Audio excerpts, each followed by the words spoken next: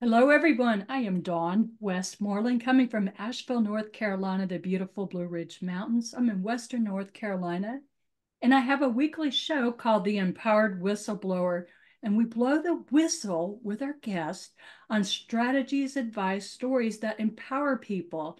And speaking of empowerment, I have the wonderful Shay Walker on today. Hi, Shay. How are you today? Hello, I'm well. I'm so honored to be here with you today, and I'm And a excited big for our conversation. Yes, and a big shout out to Dr. Summer Watson, who introduced Absolutely. us. She has a show called Core Women. And how did I find Shay? Well, I was told immediately at a TEDx talk in Boston that happened last month, or maybe it was April, that I had to meet Shay Walker, that Shay had done a talk, a TEDx talk.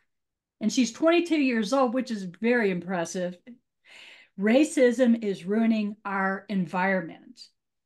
And we've talked in the past before this interview about, how did it go? What was the talk like? Shay, what was it like when you started talking about this subject, racism? Yeah, I honestly, for me, moving to the North, I thought it would be, this would be where I could really have these talks and really have this kind of discussion, especially coming from the South. Everybody knows about the racist past of the South. And actually, now that I can actively compare after living a measurable amount of time in both spaces, there's a lot more work surrounding conversation and dialogue and even conflict that needs to be done in the North in comparison to the South. So in the South, it wasn't really that big of a deal to bring up race. In fact, when you call home and I tell like a family member a story, one of the first questions is going to be, what were they?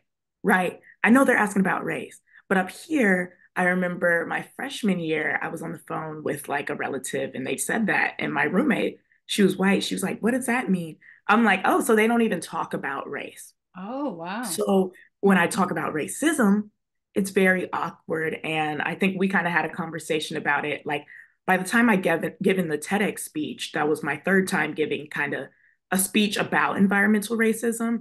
But the first time I feel like was the most uncomfortable time.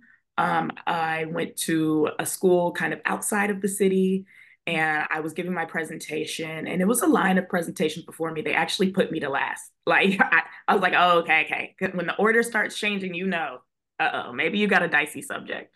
So they put me Ah. right. They put me at last, and I was like, okay, I'm used to being last. I have a W last name. But I went up there to speak, and all the speakers before me, they had attention. People were looking at their presentations. I go up, half the crowd, by the time I'm halfway through, is on their phone. They are not trying Hmm. to engage. They do not want to listen. Mind you, this was a sustainability festival. Oh, my So, goodness. talking about environmental racism, this is the place to do that, if anywhere. We Yes. were all young graduates or heading to be young graduates. It was a student like leadership and sustainability symposium. So everybody in that room had some stake in sustainability and also probably held a position of leadership despite being so young. I think I might have been like 20 or so when I gave it, or 2021. And when I gave it this time, it was at age 22, but it was much smoother. And honestly, that first introduction was very helpful because what is saying first is the worst. But from then on out, it was up, up, up. And by the time I gave my TEDx speech, I had faces in the crowd that I knew. I knew my points. I'd given it a few times, and I attracted people that were actually willing to listen. But I think a part of public speaking is definitely getting used to all types of crowd. Some people do not want to listen to you, do not want to make eye contact, do not want to nod their heads, do not want to agree with you, even if you are correct. And some people you're advocating for might just tell you to shut up as well. So um, it's tough skin. You got to have tough skin when you're on a stage. That's for sure. Yes. And if you're just tuning in, listening in, I'm coming from WPVM FM LP 103.7, the voice of Asheville. My show is called The Empowered Whistleblower. I'm your host, talk host, syndicated talk host. We have 200 radio stations in the Pacifica network. And I'm always excited when I hear my show in another state. It could be in Virgin Islands or Canada. Shay, do you identify being a Black woman? Yeah, I do. And actually, like in more recent years, I've been questioning gender more so, Okay. in the role that it plays in the lives of particularly women. The whole binary construct as a whole is something I'm raising more qualms with. Both sides are impacted, both men and women, by the roles we place on things like gender, the way we play out these social constructs. But particularly, yes, I am a Black woman. I'm female at birth. I was raised in that way. And even just in my household growing up, the expectations for the women of the house versus the men of the house. And then even in society, the way that translates, it's caused me to kind of step back from the whole binary as a whole, just because I don't find much positivity coming from it in the way it's used now. It's often used to oppress women, and it's also often used to stratify women. And at the end of the day, I just don't. What what defining detail is somebody's gender telling you, aside from how you're going to treat them? And most times, when you find out that fact of their gender, it's not to treat them better. It's usually to treat them worse, especially if they're women.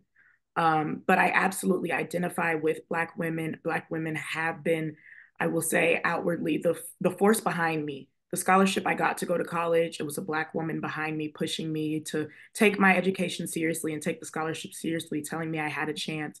When in college, I was leaders in many different clubs, but it was always the Black women that would take the time to listen. When I gave my TEDx speech, it was my Black woman friends that came to listen to me speak in overwhelming numbers.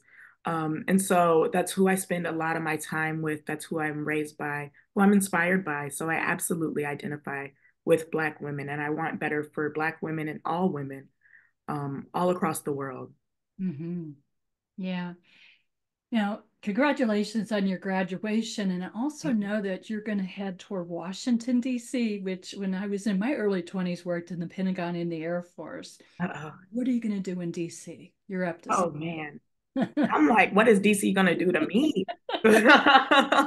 I'm looking forward to learning. I'm headed to law school, so that will be a new endeavor for me. I think this is a different type of learning that I'm not used to, but I've always loved being in school. So I'm really excited to extend my network and my community. And although I haven't visited the school yet, which is a risk, but honestly, I did the same thing with BU. But by the end of my time here, I had a network of people that really loved and cared for me, regardless of who I was, and really pushed me to be a amazing scholar and to be confident in my scholarly abilities, which is what even inspired me to apply to law school. I'm excited to meet new people. I'm sorry, Boston, but I'm excited to see some Black people. It has I been, totally get that. Totally get that. And I'll jump in and say this, Shay. I was in the Air Force 20 years. I've been out almost 20 years, retired.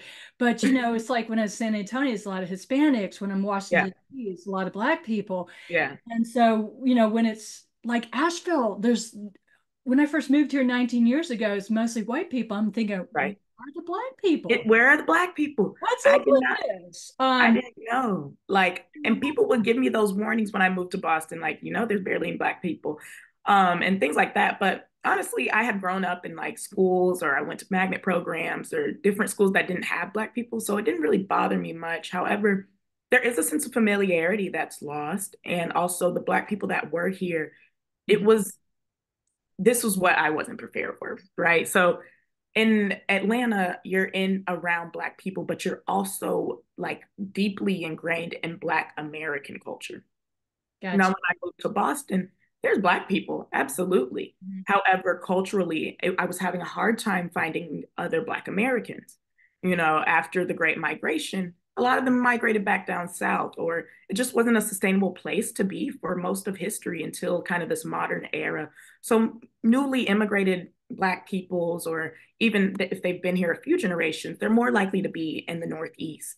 Back home, I was around Black people and also Black people of my culture. So slang I used at home, just dishes I would have at home, like what it wasn't here. And actually there was more of a presence of African Black people or Caribbean Black people. So despite being around Black people, there was still kind of this sort of disconnect and kind of, dang, I do wish I had some representation of myself.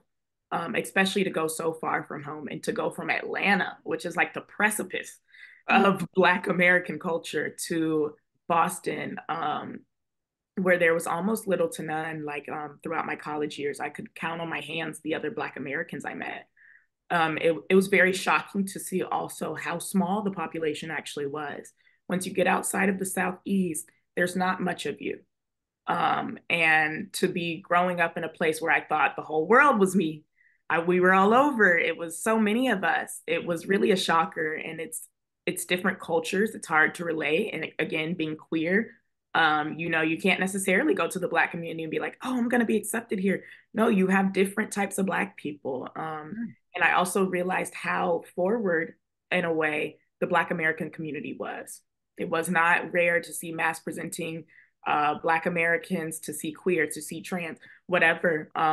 But in other cultures, that is still very much rigid. You'll get the looks and things like that, but in other cultures, I saw that it was very noticeable on me. You know what I'm saying? It was Yeah. very. My parents wouldn't let me talk to you in front of them. And like so, it was very interesting. Trying to navigate that and getting used to being an outsider again. I'm going to jump in and ask you this. When I was, I'm 60 years old, I have no problem saying my age. Mhm. I've lived a pretty good life.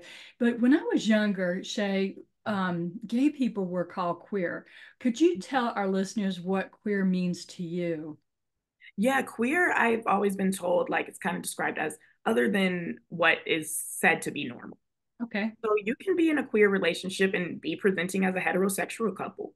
There could be something different about you. Maybe you guys are both pansexual, which is like you're more attracted to the person. So you're technically not heterosexual couple, you're a queer couple. Okay. And a queer is kind of like an umbrella term. Like a lot of times people will say like queers and lesbians, and people be like, what's the point of that? Isn't that like saying oranges and fruits? So it's kind of like think of it that way, like a specifier and also a queer term, because or an umbrella term using the word queer, because kind of what we are in this community is other than what's been presented as normal, at least in our modern era. So I do identify as queer, so it is a umbrella term in whatever way you want it to mean. Um, so yeah. And I appreciate you saying that because, I have in our family, a person that is transgender and a person that also identifies as queer. And I think it's important that people are able to express who they are, because when we suppress who we are, we're not only, killing our souls, but we're also telling other people to be quiet. Now, one thing that impressed me so very much about you, Shay, as I got to learn about you, is you have no problem standing up for yourself. You have no problem. You're very intelligent. Obviously, with a scholarship, that's really impressive. I had to join the Air Force to get all my degrees. So Oh shout man. out to you for that. But can you talk, let the listeners know something that you've done that you've had to stand up for yourself? Yeah, I think when you're Black and queer, your whole life becomes that. At a certain point, I remember my earliest memory is me standing up for myself. At this point, against my mom, she had chosen like some polka dot wear, and I knew I was gay from a young age, and I was like, I am not wearing this pink polka dot, and I was like, that's my earliest memory, and she's like, you don't like it, and I was like, no, I refuse to put it on, but that was already at like age 2 or 3 when I was going into daycare, but you know, the signs were already there. So very young, my life became about being in a state of resistance just to be who I am, right? So a lot of times, like people will see me and it's just like, oh, you must have always been this way, or always had the welcoming family, the support, the just people wanting you to be yourself, and that's not at all true. By age 5, my mother was very concerned. She's Mhm. like, are you queer? Are you this? Are you that? And, growing up, we weren't allowed to visit certain areas because there were gay people there. I It was something I was kept away from. And this just goes to show it's something that's just in you. I knew from a very young age. And so Mhm. for most of my young adult life, it was just active resistance just by being myself. And because of that, I will show up in any space being my whole complete self, because that's the only way to get the world around you to change. You know, they want you to be scared. They want you to shut your mouth. They want you to follow the rules. They want you not to listen. They want you to wear the dresses that other girls dress. They want you to fit the mold, right? So Absolutely. in order to break that mold, you have to completely double down on not fitting it, right? I'm going to show up with my haircut every day. I'm going to keep getting my haircut, regardless of I'm going to keep wearing the clothes I want to wear. I'm going to keep loving the people I want to love Mm-hmm. because that's the only way that you show others, again, that it's okay to be this way, that may follow in your footsteps. That's the only way that you force the world around you to become more accepting of humans and of other people's experiences and the ways in which they choose to live their lives. I think it's just a part of growing up is learning how to advocate for yourself. Because in every industry, in every space, in every room, especially as a Black woman, you are not going to be listened to. You're just not. They're not looking to listen to you. You could be absolutely correct. You could be telling the truth. They're still going to tell you you're lying. It goes in so many different areas, whether it's in our justice system. And now we're getting a lot of attention with Black women and their maternal death rates and their experience in hospitals, not being believed when they're in pain. But you're going to have to put your heels in the ground always when you have identities that have historically been labeled as less than. I think, and everything I do in some way is resisting something I've been taught growing up or something that's been enforced by some institution. I'm a religion major, so I see all the time the ways in which my life is not supposed to live. I'm not supposed to live it how I am. But you know, I make an active choice to be on the side of humanity rather than on the side of things that seek to stratify us and keep us apart and keep us from understanding each other and really ultimately keep us scared of each other. Yes. And we had a talk before this interview about fear. And we both seem to agree that, it's okay to have fear, to be afraid, to be Mm-hmm. uncomfortable. Can we talk about that?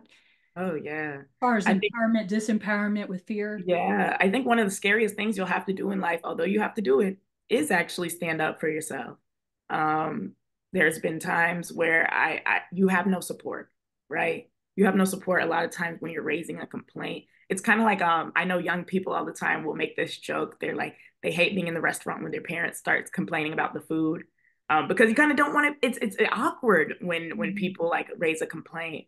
But it is so scary. And sometimes your voice will be shaking, that hand get to shaking, you picking up the water, you can't even get a drink. And I think a lot of people are like, you just got to be fearless. You got to be fearless. But it's like, that's so unrealistic. Fear is ingrained in us on a very small level, on a DNA level. It's there to protect you.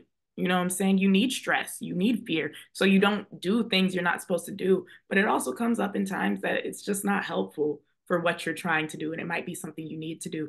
And so I think what got us on this conversation earlier was just the statement, do it scared. A lot of times in life, you're not going to be prepared. You're not going to know what's going to come out your mouth next. You're not going to know where this is going to lead to. You're not going to know who's going to support you and who's going to turn out a fake supporter who's supporting you this whole time until you really got to the root of the issue and charged it head on. But you have to do it scared. You have to do it anyway. Like Nike says, just do it Yeah, because that would be a new patent. Do it scared. yes, yes, you just have to do it scared because that's the only way you learn too. And everything that you do every day, not even thinking about it. At one point, there was probably a level of fear when you were doing it for the first time. And look at you now. You're just doing it. If I hop in the car and I get behind the wheel, I'm not scared anymore. Why? Because I've been driving. Everything in life is a skill. And the more skilled you become, the more those anxieties, those fears, the fear of even messing up, which I think is what keeps a lot of people from starting or doing anything or moving forward. The fear of messing up, it starts to dwindle because now you have more knowledge about your capacity and what you can actually do and you build that self-confidence. But that only comes from pushing past the fear and getting comfortable with being in the fear while still doing what you have to do. Yeah, well said. Fear is not our friend. It's What not. is one of the scariest things that you've had to overcome, Shay, at this point? Oh man, definitely happened my freshman year of college. I was arrested from my dorm, and placed in an involuntary hospitalization situation. Now, um, this experience is still is on me today. Like there's nothing from that I won't take for the rest of my life. I think a lot of times we hear these stories and it's hard to register what it's actually like to go through this. But to be in your college dorm room, to have police knock, to be Uh, brought out into the hallway, pat down, mm, led with some strangers you don't even know. They say, stay calm or we'll sedate you. Led with strangers you don't even know in an ambulance, no, sorry, no windows, goodness gracious, I and can't nobody imagine tells you being. where you're going. Right. And you arrive at the location. Sometimes you, like my sister was there. She was in the car right with me, but they snatch you from your family as soon as you get to the door. And they put you in basically this glass box for your first 24 hours. And from there on out, you're led into the ward. But again, during this whole time, nobody's telling you where you are, Mm. what's going on. They're stripping you of your clothes. They're putting you in a gown. You're next to people you don't know. It's very similar to like just being arrested the regular way. But Did they I ever find tell that you what you were being charged with? they do eventually tell you. But you Um, didn't know up so front. sorry, what was that? You didn't know up front though why you You were. don't know up front. So it's kind of like, and that's what I really want to get people to understand, because even if you are completely sane, imagine somebody coming to your house, knocking on your door, the law enforcement, bringing you outside and just taking you away. Mm, Like that's so destabilizing as a whole. How are you supposed to remain feeling safe or yeah. calm or, Wow. especially if you are dealing with a mental health crisis, right? Because like I said, even a sane person. But anyways, they take you and you're in the ward, and again, that's when you kind of find out more, right? I didn't know where I was. I was out of state. Like I said, I'm originally from Georgia. Mm. Didn't know anything that was going on. And I've also never been in mental health care of any sorts. I've never been medicated. I've never done any of this. They rush you to sign some papers, and a lot of times they know you don't have the knowledge, right? You sign some papers, and you're essentially their property, their I don't know, their project while they have you. And so they'll make a medical treatment plan for you based upon whatever they assess you for having, or they might call your family to try to get some information on you. Again, you don't have any idea any of this is going on. You're just kind of in the limbo. You're feeling the effects of it all, but having no say. And so, um, in my particular case, I didn't agree with the care I was getting, the treatment plan. The medicine wasn't agreeing with me either. And when I raised complaints to my doctor, as we were saying earlier, nobody want to listen to a little Black kid. It was not taken well. In Mm. fact, when I raised complaints about my dosage, their response was, we're actually going to up the dosage. And the thing about these systems is they they depend a lot on that destabilization factor, right? Because you're less likely to put up a fight, put up an effort when you don't even know where you are. You don't know which way is up, which way is down. You don't know if you can even place your feet on any type of solid ground, right? So you're always shifty. So you're more likely to be a follower of what people are telling you to do. So my first few days in the facility, absolutely, I was. But then once I raised a complaint, I saw, okay, I see the type of system I'm in.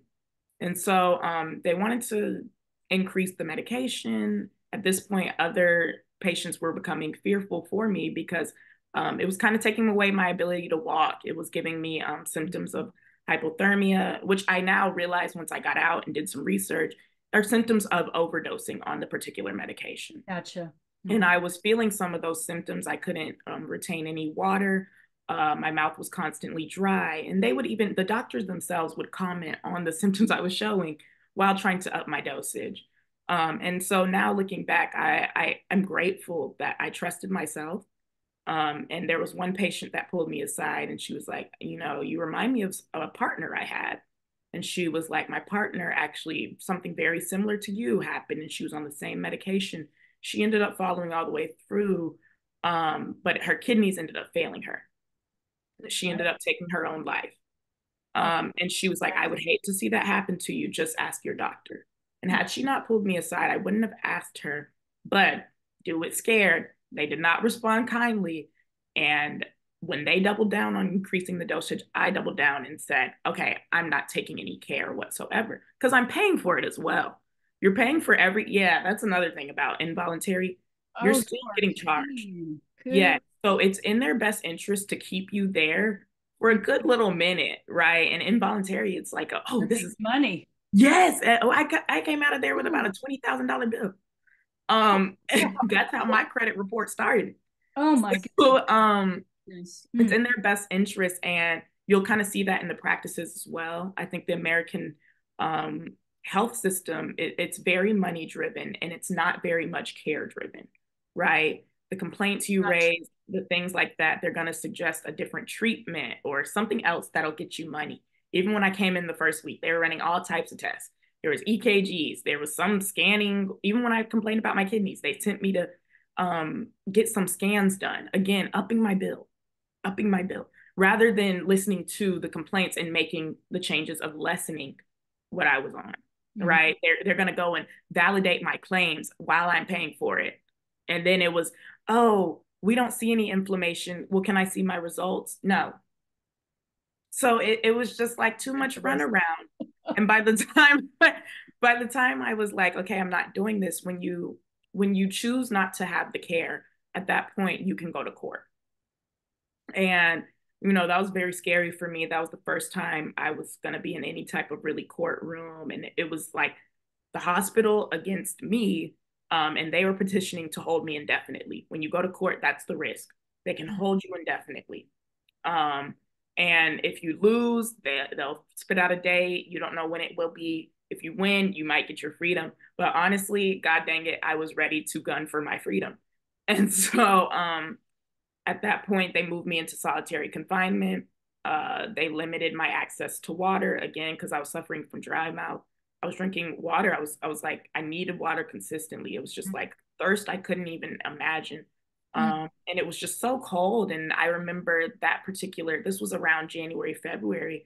That particular winter, they had like this record breaking snowstorm. The cell I was in was not heated at all. They started Thanks. it was horrible, man. I remember putting the hospital socks over my hands to make mitts.